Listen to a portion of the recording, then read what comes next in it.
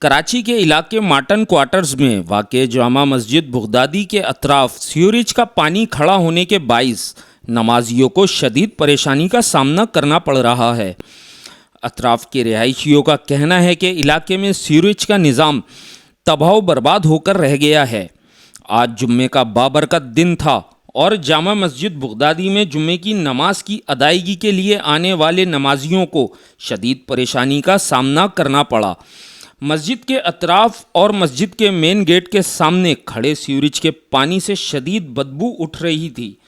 آئے روز علاقے کے گٹر ابل جاتے ہیں، کوئی پرسان حال نہیں۔ علاقہ مکینوں نے بتایا ہے کہ یوسی انتظامیہ کے پاس جاؤ تو وہ کہتے ہیں کہ واٹر اینڈ سیوریج بورڈ نے ہمیں سیوریج کا کام کرنے سے روکا ہوا ہے۔ علاقہ مکینوں کا کہنا ہے کہ بارہا واٹر بورڈ انتظامیہ کو علاقے کی صورتحال سے آگاہ کر چکے ہیں، متعدد بار درخواستیں بھی دی ہیں، لیکن کہیں کوئی سنوائی نہیں ہوئی۔ مارٹن کوارٹرز کے رہائشیوں کا کہنا تھا کہ اب تو سیوریج کا نظام اس قدر تباہ و برباد ہو گیا ہے کہ گھروں میں سیوریج کا پانی داخل ہو جاتا ہے۔ نماز پڑھنے جانے کے لیے بھی گلیاں بدل کر جانا پڑتا ہے، کہیں آنے جانے میں بھی بہت دشواری کا سامنا رہتا ہے، خاص کر خواتین اور بچوں کو۔ اظہر زیدی، سچل نیوز، کراچی۔